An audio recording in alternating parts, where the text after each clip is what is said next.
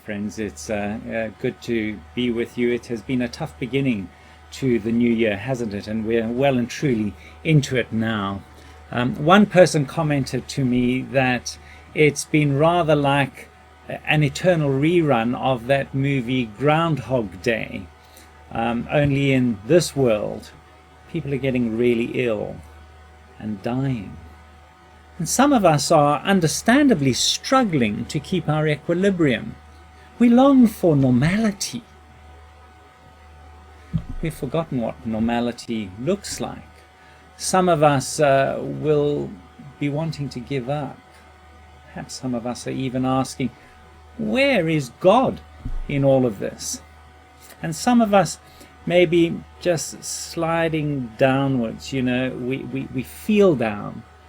And then we look around and we get ever more depressed by the situation around us. Of course, there's the vaccine on the horizon, isn't there? Some of you have already received your first jabs. A few of you have received both jabs already. And it seems that there's a light on the horizon, but even then, that horizon keeps moving further and further into the distance. It's going to take another 3 months, or is it 6 months, or perhaps a year before we can return to something that resembles normality. Endurance is what is called for, and many of us feel that we've already given our all. This is a marathon, and we need each other. But even more than that, we need Jesus. Listen to what the author to the letter to the Hebrews says in chapter 12, verse 3, and I read it for you. Consider him who endured such opposition from sinful men, so that you will not grow weary and lose heart. Consider him. I don't know if it's ever struck you what a gift this is. God has created us with a mind that has the remarkable capacity to direct its attention to anything it chooses. We can pause and say to ourselves, think about this, not about that. We're able to focus our attention on a letter, on a book, on a picture, an idea, on a problem, on a hope, among a myriad other things. It's like some sort of human superpower. And it's not something that's shared by animals. They aren't self-reflective, capable of abstract thought and focusing on the abstract, planning what they might do tomorrow. Rather, they're largely governed by impulse and instinct. Now, have you given any attention to this remarkable ability, this superpower in our weapons arsenal in your fight against the devil and the pull of sin on your life? You know, in this lockdown, many of us are tempted to lose focus on Jesus. And instead of focusing on him, we focus on the problem. And when we do that, we focus on how it affects me. The temptation then is to put myself at the center. I consider myself. Now, it's interesting to note how often the Bible urges us to use this great weapon. So if you haven't been doing so, well then it's time to get this gift off the shelf, dust it off, and put it to use. Paul tells us in Romans chapter 8, verses 5 and 6, those who live according to the sinful nature have their minds set on what that nature desires. But those who live in accordance with the Spirit have their minds set on what the Spirit desires. The mind controlled by sin is death, but the mind controlled by the Spirit is life and peace. Do you see how stunning this is? Where you set your mind determines whether the issue is life Now, I believe many Christians, and I include myself in this, have become too passive in our pursuit to become more like Jesus. We somehow think that simply going through the rituals of being a Christian will change us and give us the ability to cope with whatever comes our way in this broken world. And that in that process, we will change. It's very passive. Things happen to us. But the Bible seems to imply a much more proactive, aggressive approach. For example, Colossians chapter 3, verse 2, set your minds on things above, not on earthly things. Set your minds. We must set our minds. We must consider Him. Now, these, friends, are active measures. They require an act of the will. Our emotions, our feelings about the world around us and our place in it are governed in large measure by what we spend our time thinking about. Talking about our daily concerns and worries, Jesus said, do you remember? Consider the ravens. Consider the lilies. That's in Luke chapter 12, if you want to look it up. Now, it's true that if you focus your mind on negative things, if you allow your mind to dwell in dark areas, then your heart will feel weighed down and dark.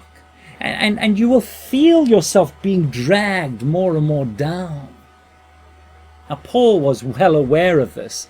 Do you recall his instruction to the Philippians? It's in chapter 4, verses 8 and the latter part of 9. Finally, brothers, and he means that by that, brothers and sisters, whatever is true, whatever is noble, whatever is right, whatever is pure, whatever is lovely, whatever is admirable, if anything is excellent or praiseworthy, think about such things, and the God of peace will be with you. Think about such things, and the God of peace will be with you. Open your mind to the light, and your heart will feel light. Do you remember our verse of the year? I hope you do. Romans 12, verse 12. Be joyful in hope, patient in affliction, faithful in prayer. 3 essential disciplines which will help us, but they're only possible when we actively focus our minds. Then we can be joyful and patient and faithful. Our minds aren't meant to be passive.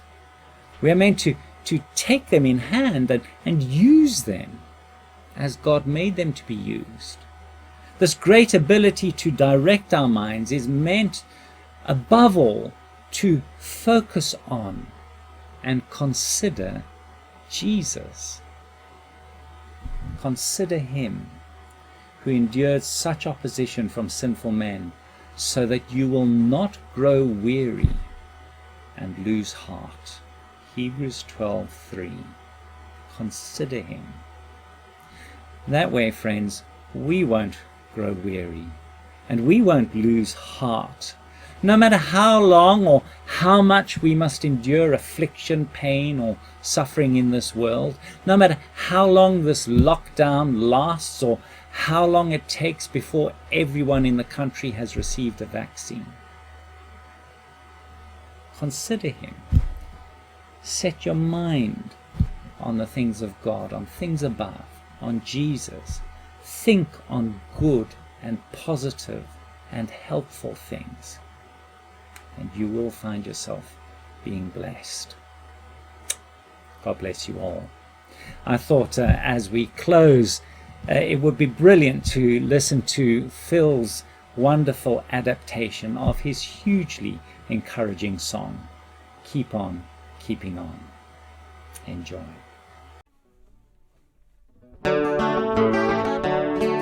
Well, here we are locked down again.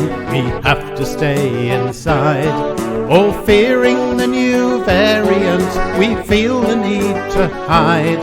Yet rescue is approaching, just a shot into your arm to deliver us from COVID. So keep on keeping on, keep on keeping on, till vaccination's done. Keep your eyes fixed on the prize, keep on keeping on.